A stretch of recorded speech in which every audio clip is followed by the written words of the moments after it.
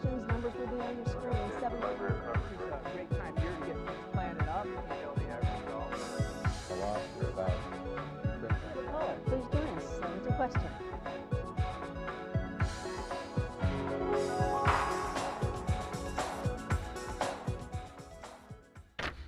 Hi, I'm Shelley Irwin, and of course, thanks for joining us into our Ask the Expert. Tonight, we are asking those accountants. We hope it's, well, not too taxing for you to call in. There you are with your questions. The number is, of course, on the bottom of the screen. It's all about your calls. Joining us tonight, we have the specialist for you, Robin Stoner. Glad you're here, Robin. Appreciate you. Claude Teich. Appreciate your expertise. And Dennis Echelbarger. Welcome back to you, your firm's underneath your nameplate. So there we are.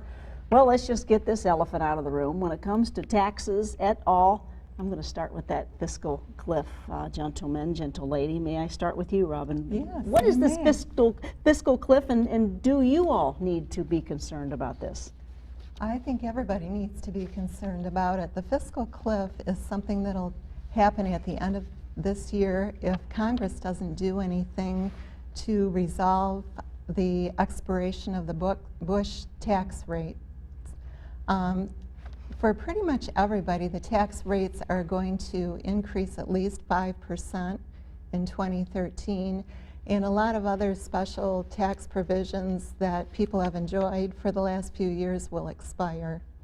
Dennis, does this mean I'm going to pay more taxes? Absolutely, and it does not appear that that's all going to be resolved. So that, along with some taxes that were done because of the Health Care Act that was passed, will increase rates, for instance, on dividends from 15% to around 40-some percent. And people don't realize that it is that serious. Is there anything, Claude, that one should be doing right now in this we don't know zone? Probably calling your congressperson and complaining that they should get their act together. Yeah. The scary part is that we don't know what's going to happen, but I think probably all three of us and most professionals think they will resolve this. They're just pulling everyone's chain and going to wait till either the last moment or even past the last moment and make it retroactive. So again, if someone doesn't really even get into doing their taxes until late March, April, should they be concerned now? Or should we just wait definitely. to still prepare as usual, right? Yes, we encourage people to have a tax projection done to find out now what their tax liability will be so they don't have a surprise in April. Also, if you do a tax projection now, you can look at certain transactions and decide if you want to close the transaction this year versus next year. And some of that depends on what the person's philosophy is and what they think is going to happen next year. My notes tell me that there are some tax brackets that may be more concerned with this, Dennis? The low-income taxpayers will no longer have a 10% bracket if this if Congress doesn't do anything. 15% will be the lowest bracket. So it's not just the wealthy that would be affected by this. And anything on an estate exemptions? The estate tax is a huge issue right now, because right now if you have more than $5 million, you can transfer that to your kids if you wanted to, tax-free. That law, if it expires, drops down to $1 million. So we're actually having a lot of conversations where, you know, intergenerational wealth transfer is a huge issue right now. Yes. Well, we have a caller on the line. Hi, caller. What's your question, please? Hi, I was wondering about. Hi, Shelley. I was wondering about the adoption tax credit. If the CPA thought. Yes. Turn your TV down. Thanks. Adoption. That was going to be renewed for the year. Yeah. Thank you. Adoption tax credit. I'll start with you, It's Claude. probably, you know, my guess is it will be. It's not one of the ones that's getting any press. No one's talking about it, but it's one that most people like. There's not any real controversy over it. So I would think it would be. I think personally that everything's going to be extended probably for a year, and they're going to promise to get their act together. So everything would get extended. What do you think, Robin? I think that's true. I think things will get extended. Maybe the rates will go up a little bit. What I've also heard from my sources is that there might be a cap put on people's itemized deductions, either a cap in the $17,000 to $50,000 range or a percentage of adjusted gross income, like a 2 to 3%. So both sides seem to be open to that there's a cap, as opposed to telling people that you can't deduct your mortgage interest or you can't deduct your charitable contributions. Those things are very popular deductions. And that way, if there was a cap on it, you could pick and choose what it is you wanted to deduct. I'll let you add to that, Dennis. Unfortunately, part of the Bush cuts removed the reduction of itemized deductions at a certain income level, and it also removed the loss of exemptions at a certain income level. If nothing is done, that's going to be back. So automatically some of these things will be taken away. I'm not as confident as those two are that this is going to happen. I'm telling people, move income into this year and plan that rates are going up next year. We have another caller on the line. Caller, turn your television down. What's your question, please? Hi, Shelley. Okay. Because of Ben Bernanke's actions yesterday with the Federal Reserve, one analyst said there that it's worthless to put money into savings. So where should I put it? We'll start with you, Dennis. Well, the easy answer is put it in a can and put it in the backyard, because there's not much difference between that and putting it in the bank right now. Unfortunately, once the caps come off from the Federal Reserve or they stop buying debt, we're going to see rates just shoot up like crazy, and we're going to have inflation. So I don't have a good answer for it. What do you think, Robin? I'll go to Robin I like Dennis's answer. Okay, all right. I don't think there is a great place to put your money right now. I know certain investment advisors, of which I don't believe any of us are investment advisors. Some people are putting their money in real estate investment trusts as an alternative investment, certain hedge funds. I think, like any point in time, it's good to be diversified because you don't really know what's going to happen. Claude, final word on that? There is no good place for Okay. cash, but it's nice to have. You don't want to get rid Right. of it. I mean, you got to keep it for a rainy day. So. Yeah. Well, fiscal cliff will be decided. Let's also look at other issues for 20 as we move in. Dennis, added taxes that are scheduled to go into effect in 2013? Well, I mentioned one already, and it's the 3.8% Medicare tax on unearned income, interest, dividends, rental, all of those kind of things. And it kicks in at a certain income level. But beyond that, there is a tax on above and beyond the capital gains tax on the sale of real estate over a certain level, all of which were made that aren't part of the current negotiations, that were made to support the Affordable Health Care Act. Caller, you have a question for us. What's your question, please? Yeah, for the child's earned income credit, at what point is the cutoff? For foster parents, we had children till the middle of June. At what point is the cutoff? Yep, she's a little choppy there. Claude, can you take that? I'm not. I couldn't really understand. There is whether she's asking, does the child, is the child a qualifying dependent for the entire year or half the year? There are income limitations on qualifying for that credit. Can you explain even the general concept of the earned income Yes. credit is a credit that is paid by the government back to the couple or the individual that has children under the age of 17. They have to be full-time residents of the home, of the principal residence. And it's a mathematical test. It's one where the IRS is very particular, because a lot of people have taken earned income credits that they shouldn't. Ooh, And it's an area that the IRS really watches. Dennis? I would agree. I don't have the exact dollar amount, but it does cut out after a certain income level. And I would agree, there was a lot of abuse of that credit when it first came in, and a lot of people got credits that weren't entitled to them. Yeah. Another question from you. Make sure the television's turned down. What's your question, please?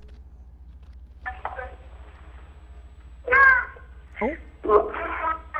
Yeah, we need your question, please.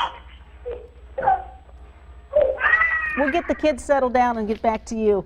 Let's talk, Robin, payroll tax relief. What does this mean when it comes to, of course, our conversation? Payroll tax relief for people that get a salary or wages, get a W-2 at the end of the year. They have Social Security tax withheld from their paycheck, and there was a 2% reduction in that this year. People that made about $110,000 or so have that tax withheld from their paycheck. So it was 6.2%, it dropped down to 4.2%. That expires at the end of this year, although there is some talk that that will be extended until next year. Great. Going to take a quick break, show you what's coming up next week. Right now, Ask the CPA.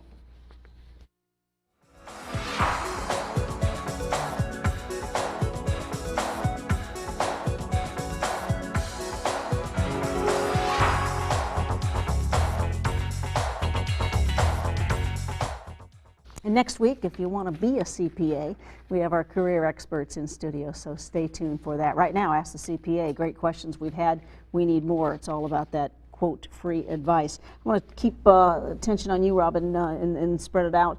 Identity theft. Do we need to talk about that when it comes to what you do, what taxes are all about? We do. That is an increasing problem in this country. The IRS is very concerned about that because it is so prevalent. And the big issue that they are concerned about is that people's refunds may very well be held up this year because they've got to do a lot more internal checking to make sure that the person that gets the refund is the right person. I've heard talk that people's refunds may come out as late as March 1st, which would just create great havoc for a lot of people. You agree, Claude? Yeah, I mean, identity theft, I mean, the people that you're talking to next, I mean, computer thievery, it's huge, and the IRS is, they're trying really hard, but it's such a huge organization, it's hard to stop bad checks. Let me stay on you, Claude. Let's open up the can of worms when it comes to the IRAs. What are you recommending? First of all, what is an IRA, and where does Roth come into play? Individual retirement accounts, it's a great deal. I mean, you need to do this. You need to finance part of your own retirement, and that's what an IRA does. You know, you're going to hopefully get Social Security.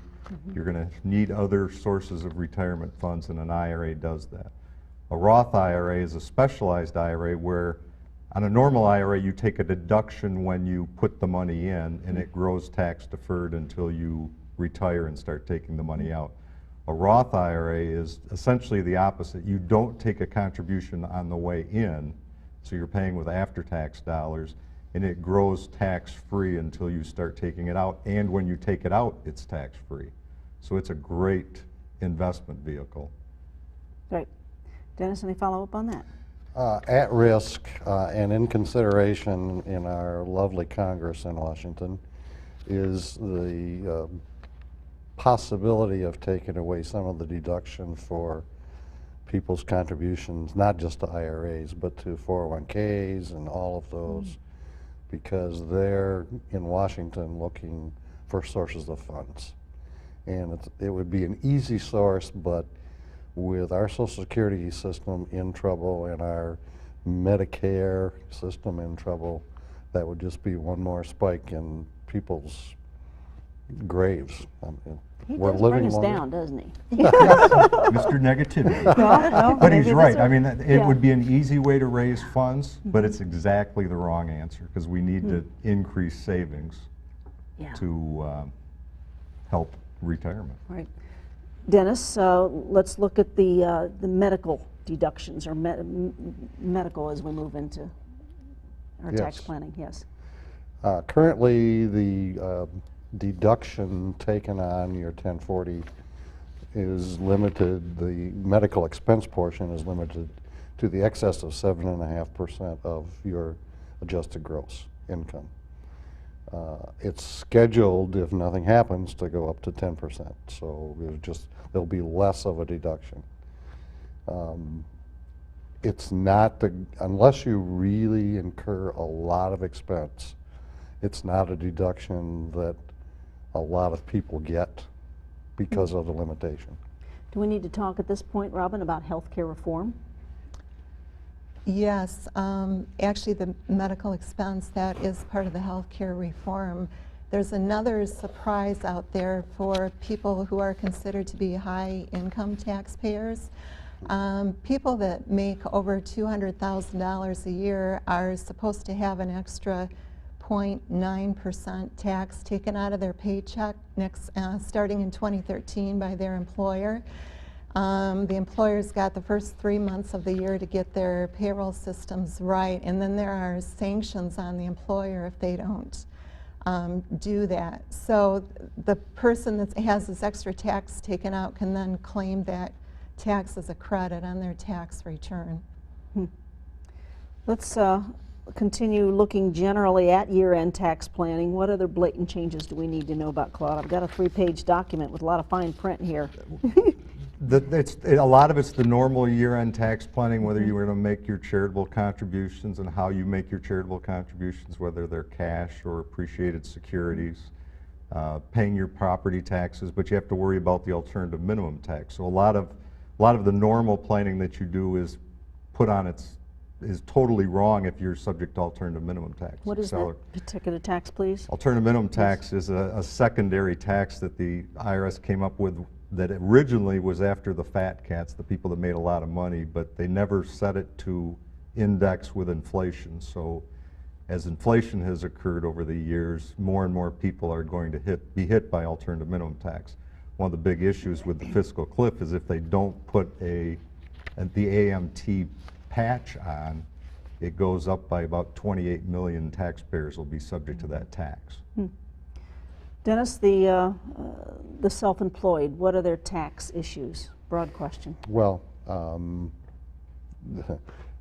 looking at rates is a big issue. Looking at non-deductibility as we go forward of some of the pension plan contributions. But beyond that, they're going to be required, assuming no changes with the Affordable Health Care Act, if they have 50 employees, they're going to be required to provide certain insurance or pay a fine. Oh. And the IRS has hired additional agents to enforce the fines. So you're beginning to look at the whole scheme seems to be go after the people that are paying the most taxes right now and get more out of them. I think that's a negative way to approach it and probably won't get us a lot of money into the coffers, but it's going to make a lot of unhappy people. Yeah. We touched on this. Robin, what would be other red flags that an IRS agent would note that might need to be followed up with a letter or a phone call? Red flags. Well, the IRS has a matching system. If you get 1099s and W-2s, the IRS also gets copies of those, and if they don't find that same information on your return, you'll get a tax notice, and they will say, this is what we really think your tax is. The notice may or may not be right. That would be one red flag. I think another red flag for the self-employed is if you have a continued history of losses in your business, at some point the IRS might consider it to be a hobby loss and disallow those losses. And certain categories of deductions, if they're outside the norm, those might be questioned. Claude, any addition? I used to say a casualty loss almost always got an IRS exam. If you have a fire or a destruction or you are hit by Hurricane Sandy, or Superstorm Sandy, but there's going to be so many casualty losses on people's tax return this year, it may not be the red flag it has been in the past. Yes. Dennis, do you have a follow-up on that as well? There is an issue that's happening, particularly with self-employed businesses. Excuse me. There's now reporting of credit card transactions. which is, I'm not sure what it's going to accomplish except a lot more paperwork, but that's out there. Claude, how long, what's the rule on keeping our receipts, et cetera? Well, you should keep the statute of limitations for the federal government is 3 years and the state of Michigan is 4 years. So we usually say add those two together and make it 7 and you're safe. And when does one need to amend past taxes?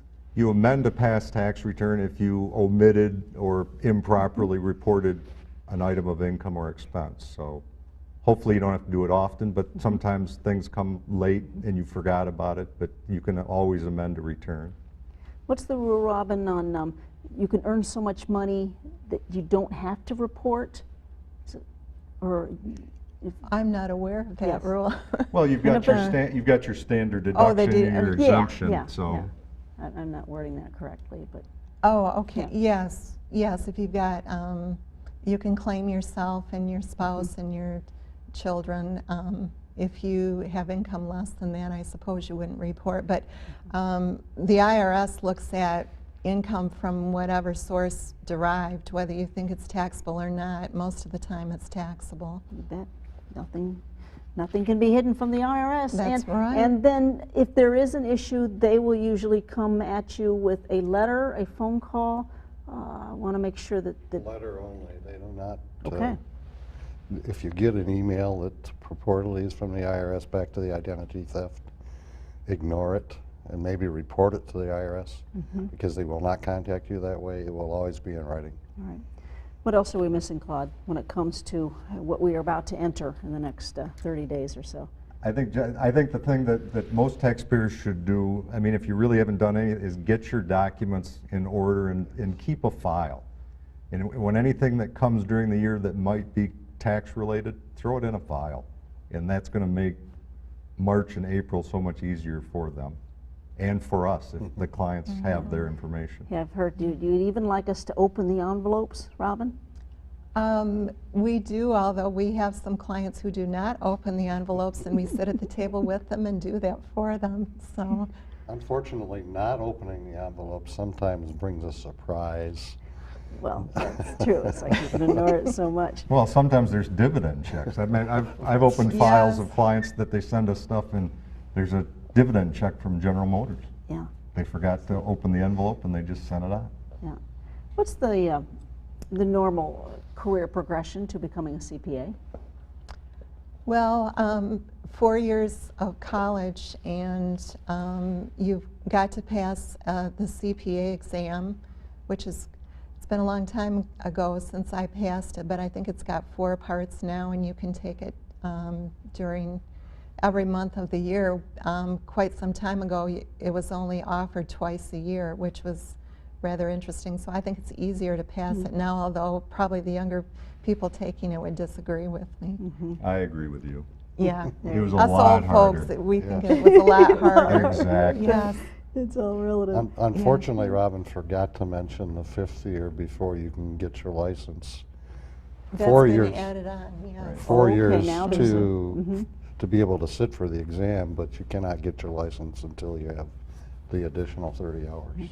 And your traditional working with a client, do you, obviously if there's you like the face-to-face, is it you meet with your clients quarterly? Does it just vary on what they need? Depends on the client. Yeah. Some clients you meet with, annually to do their tax returns. Some you meet with every month or every quarter to do other business planning and tax planning.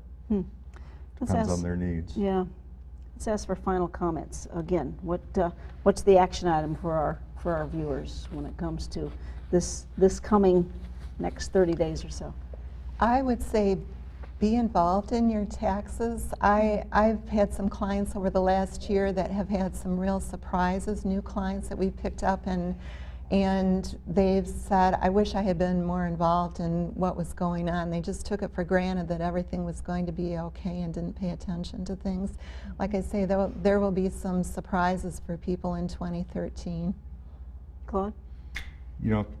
Keep track of your records and keep some cash available because your taxes are going up. Well, that's blunt. Yeah, but it's true, isn't It it? is true. Yes. And there's no No matter what happens with No matter what happens, taxes are going up. Whether it's in 2013 or I would say guaranteed by 2014, taxes are going up. Great. Dennis, you get the next, take your time, 45 seconds or so. It makes no difference, and I agree with Claude. Taxes are going up. You can't have the kind of debt and continued spending that this country has and survive it. And if you look at the rest of the world on what's happened, it's already shown that you can't do that. And so we're in a situation where it has to stop. Claude, quick website from you? You know your website? www.beangarter.com. Great. Robin, how do we find out about you? And www.ehtc.com. great. So from now until our April time, we won't see you for a while, will we? It's the fun time of year. No, that's why you do Great. what you do so well. Thank you very much. Thank you for your calls. Great evening. Take care.